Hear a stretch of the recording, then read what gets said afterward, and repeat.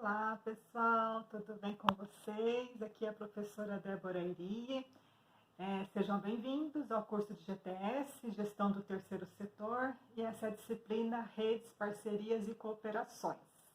Vou pedir para você que está aí estudando, pegar papel, caneta, ou abrir o Word, o seu bloco de notas aí no computador, para você ir fazendo as suas anotações, ok?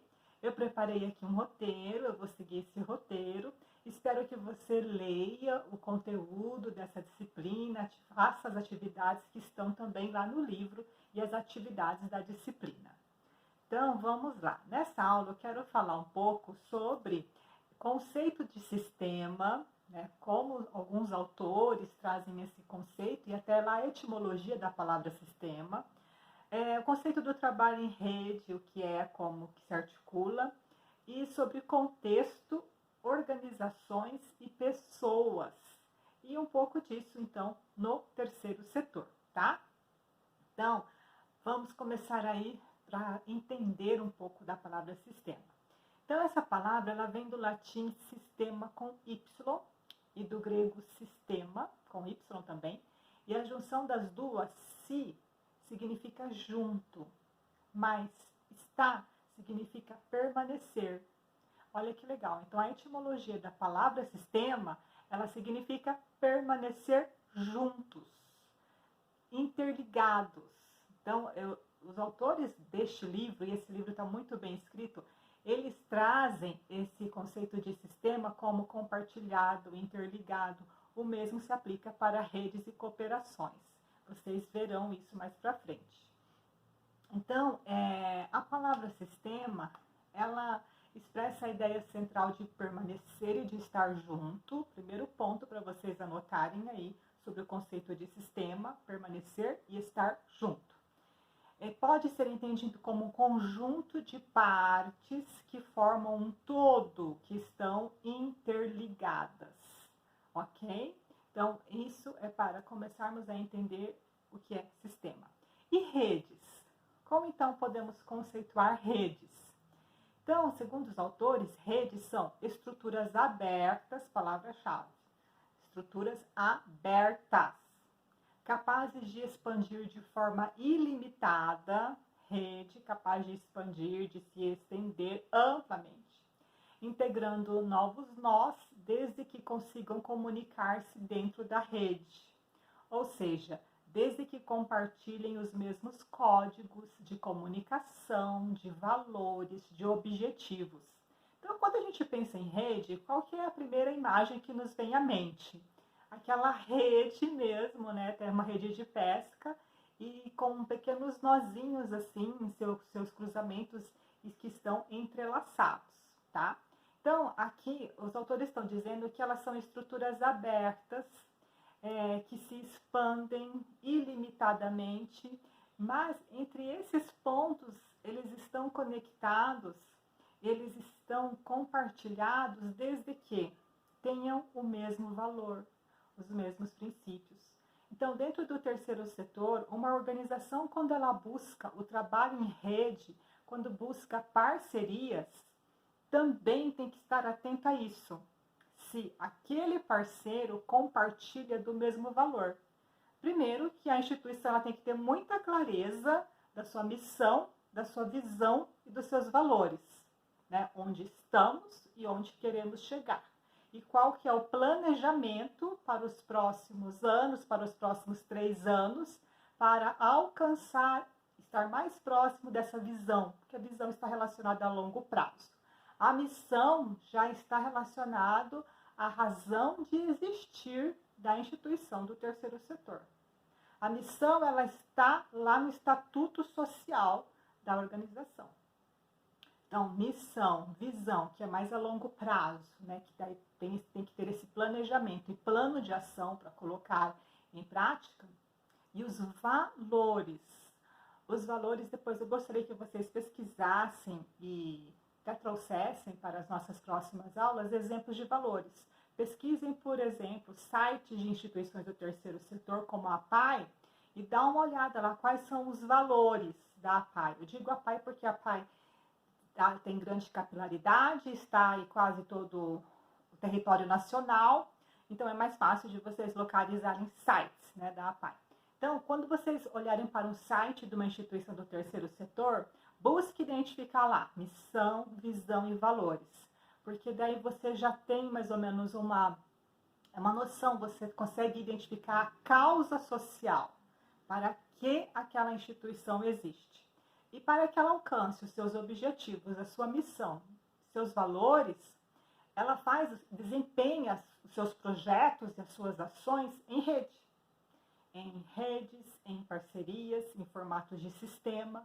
Por isso, a importância de estarmos falando aqui sobre esses conceitos, ok? Então, vocês gravaram aí já essas palavras. Sistema, permanecer juntos. Rede, estruturas abertas. Abertas capazes de expandir, trazendo para a realidade do terceiro setor. Importante que quando o gestor que estiver à frente de uma organização, vocês, futuros gestores, que estiverem à frente de uma organização do terceiro setor, quando for buscar parceiros, quando for buscar esse trabalho em rede, importante que esses parceiros estejam alinhados ao mesmo propósito da organização, ao mesmo propósito, à mesma missão da organização. Se a organização ela trabalha voltada para a saúde, para a qualidade de vida, ela não pode buscar um parceiro que venda e comercialize tabaco, que venda e comercialize bebidas alcoólicas, substâncias psicoativas. Então, é muito importante ter essa clareza da missão, da visão e valores, e que isso deve estar presente nas relações do trabalho em rede que a organização vai estabelecer, tá? Muito bem. Então, ainda sobre o conceito de redes, os autores, o Castel, fala o seguinte: uma estrutura social com base em redes é um sistema aberto. Palavrinha-chave para vocês gravarem. Altamente dinâmico, suscetível de inovação, né? Estamos vivendo aí numa sociedade VUCA, a volatilidade, a dinamicidade está em constante processo de mudança. Então, a rede é suscetível de inovação, uma fonte de reorganização e de relações de poder, porque mesmo o trabalho, se dentro de uma organização nós já temos relações de poder, isso também se estende para o trabalho em rede, essa relação de hierarquia, tá?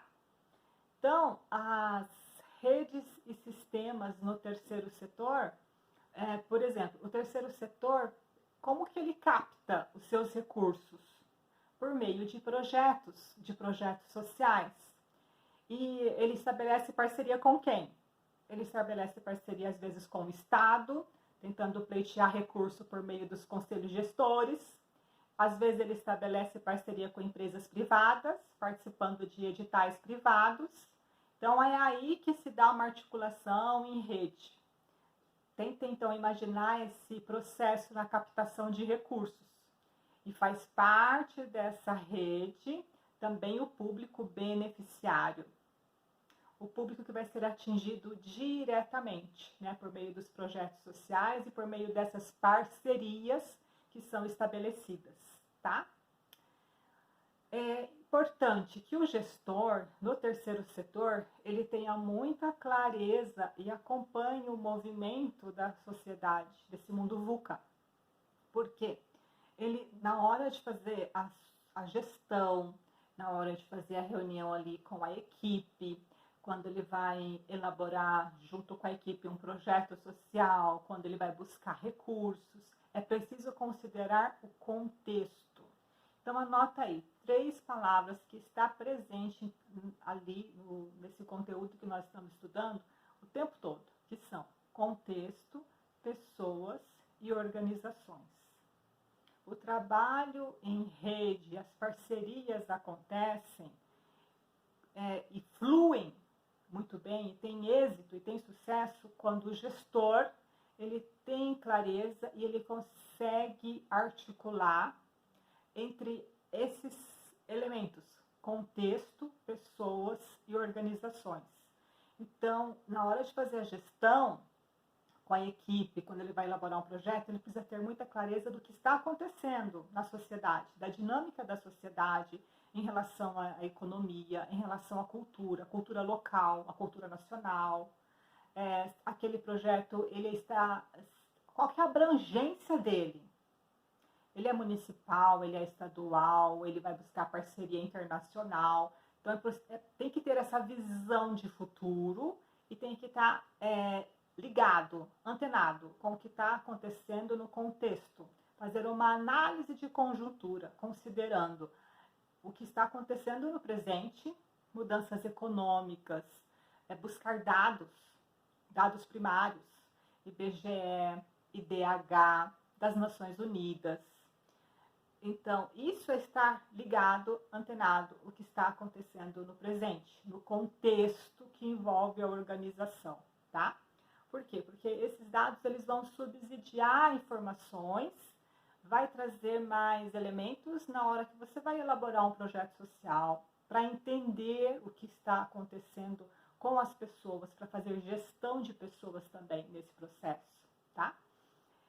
E é importante que o gestor esteja muito sensibilizado com as questões humanas, tenha uma visão muito humanizada e que, na medida do possível, consiga fazer uma gestão compartilhada, tá? Tendo sempre em mente isso, que nós somos, nas organizações do terceiro setor, estamos todos interligados. De certa forma, dependemos um pouco dos outros para agirmos em rede, em parcerias, para beneficiar o público final lá na frente. Sempre pensando no público beneficiário, no impacto que aquelas ações, que aqueles projetos vão causar para a vida daquelas pessoas e para a sociedade.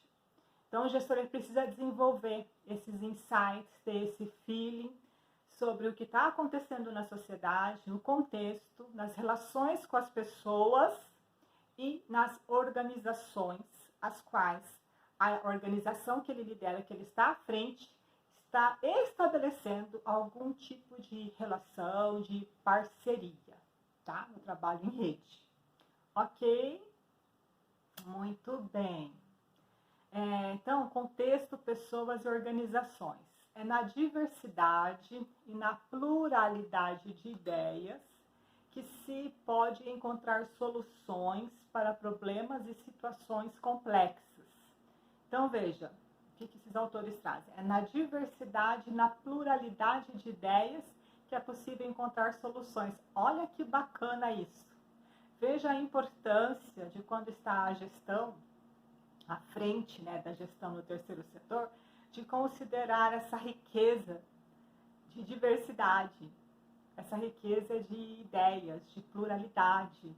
Então, em alguns momentos da gestão, será necessário, às vezes, fazer brainstorm, tempestade de ideias para encontrar soluções para possíveis problemas, obstáculos, diversidades que surgem ali no meio do processo, né, para alcançar, visando alcançar os objetivos, tendo como norte maior a missão da instituição.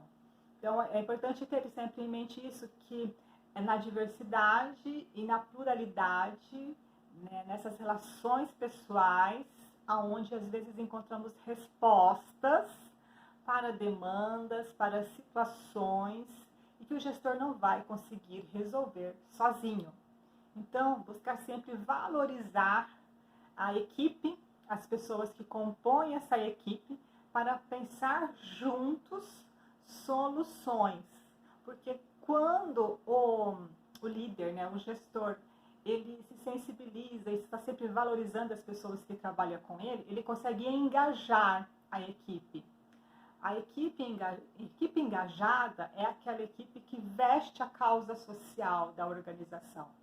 É a equipe que está sempre sendo automotivada, sempre apoio mútuo, sempre um apoiando o outro. Por quê? Porque a causa social é maior, porque a missão da instituição ela é internalizada por todos os colaboradores que fazem parte da instituição.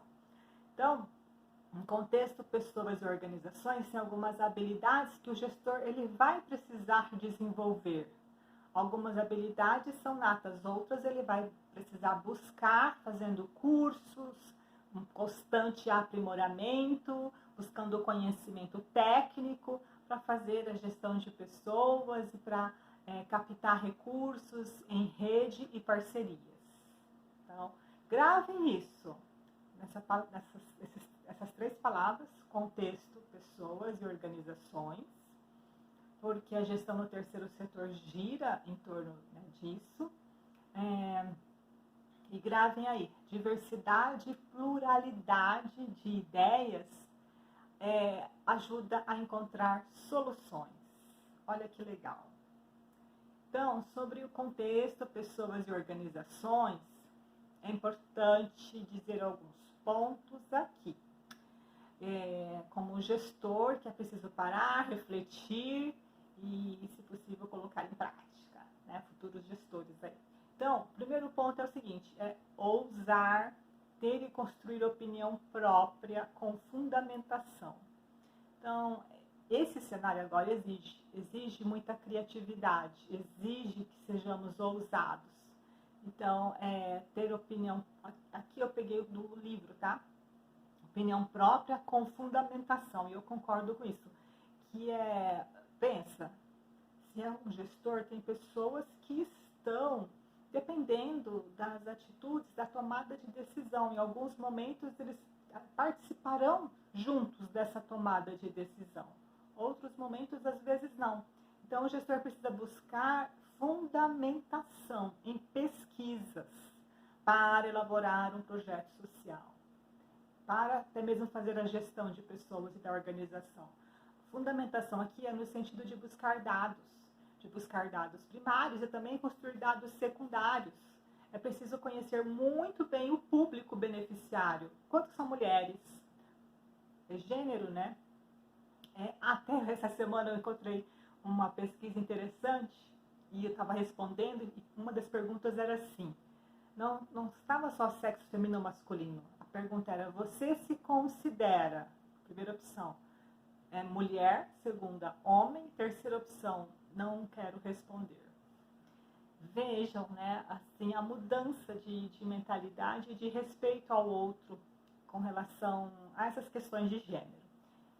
Então, quando aqui diz ousar ter e construir opinião própria com fundamentação, é buscar dados primários de instituições que já renomadas, né, que está aí na sociedade, e também dados secundários, dados de pesquisas, para conhecer melhor o público beneficiário. Quantos são mulheres, quantos são homens, qual que é a idade, a maioria é idoso, a maioria é adolescente, quantos são crianças, porque assim você consegue conhecer melhor a demanda, as reais necessidades, porque a razão de existir de uma instituição é para empoderar essas camadas que estão em situação de vulnerabilidade na sociedade, para empoderar, prestar o melhor serviço, visando a qualidade de vida dessas pessoas, tá?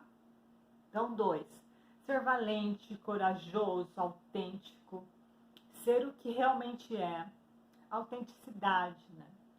Ter uma visão mais ampla do ser humano e da sociedade, de forma mais clara e objetiva, e menos sentimentalista e romantizada. Isso é interessante, porque o sentimentalismo, a questão da emoção, às vezes ela passa à frente da razão. E durante a gestão isso pode ser mortal, pode desgastar uma equipe, pode cercear e até impedir, né, que amplie-se a captação de recursos. Então, o sentimentalismo ele deve ser deixado de lado, é sempre focar no problema. Qual que é o problema e quais são as alternativas de solução para esse problema. E não focar nas pessoas. Né? Nas pessoas no sentido, porque fulano é culpado, isso não está acontecendo porque fulano não fez a parte... Não.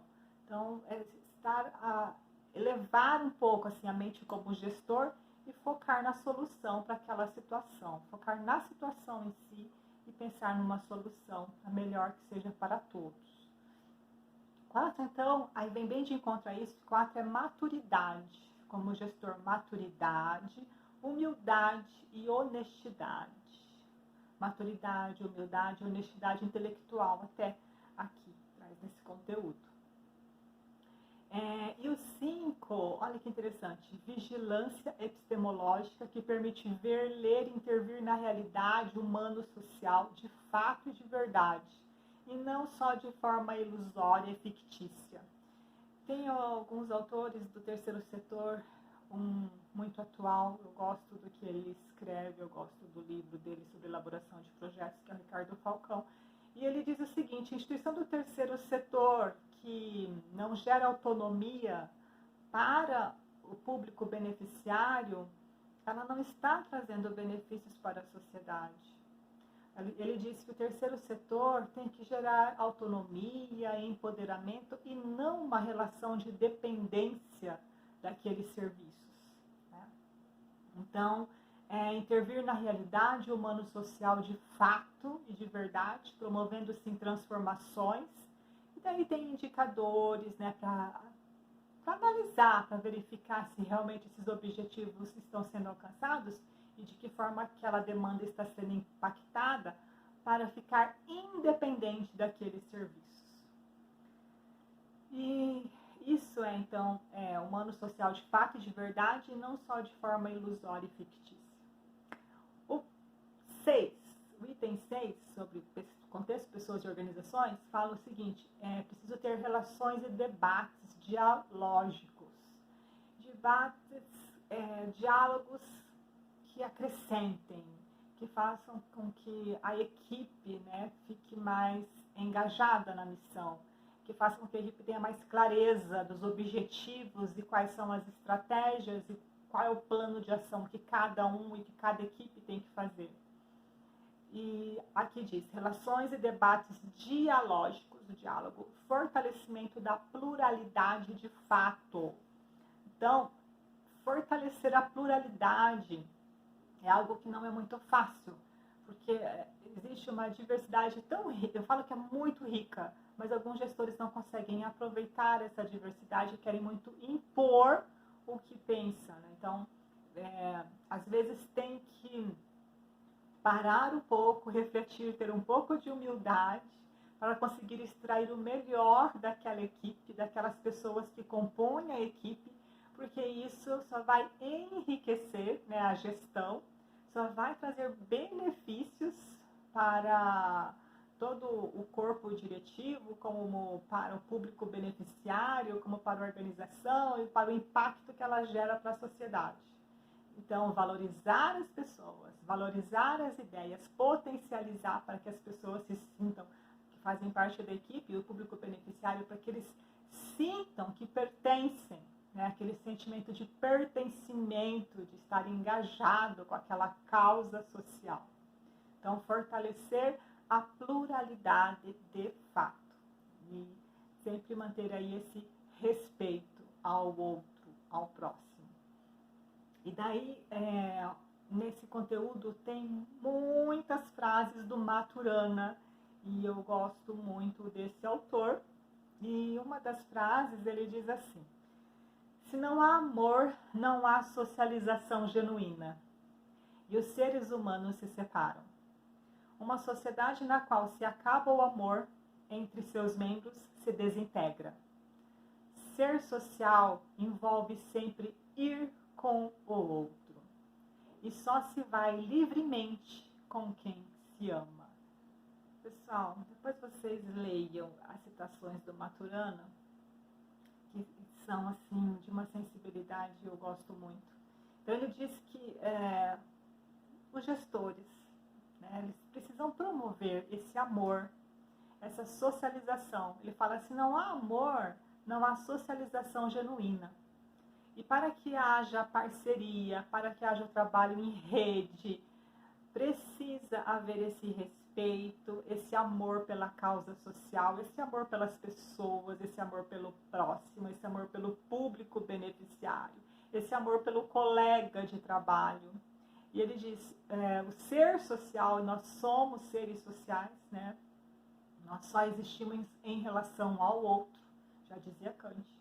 Então, ele diz, ser social envolve sempre o ir com o outro. O terceiro setor para ele alcançar os seus objetivos, para ele impactar de fato a sociedade e as pessoas que precisam daquele serviço, ele não vai sozinho, sempre vai estabelecer parcerias. Os técnicos que estão à frente de uma organização do terceiro setor, os gestores, gerentes de projetos, psicólogos, pedagogos, assistentes sociais, psicopedagogas na área da saúde, enfermeiros, médicos, fisioterapeutas, enfim, eles não trabalham sozinhos. É sempre um trabalho interdisciplinar. Então, ser social envolve sempre o ir com o outro, seja a nível micro, ali trabalhando com os colegas, com os seus pares, seja a nível macro em rede, da organização se interrelacionando com o Estado e com outras organizações. Então, gravem isso. Ser social envolve sempre o ir com o outro. E só se vai livremente, só se engaja e se motiva a ir buscar aquela causa, só se vai livremente com quem se ama. E o amor, ele surge a partir do respeito, da empatia, de se colocar também no lugar do outro e manter um diálogo pacífico. Então, dessa aula eu vou ficando por aqui. Espero que vocês estudem muito. Até a nossa próxima aula. Bye, bye!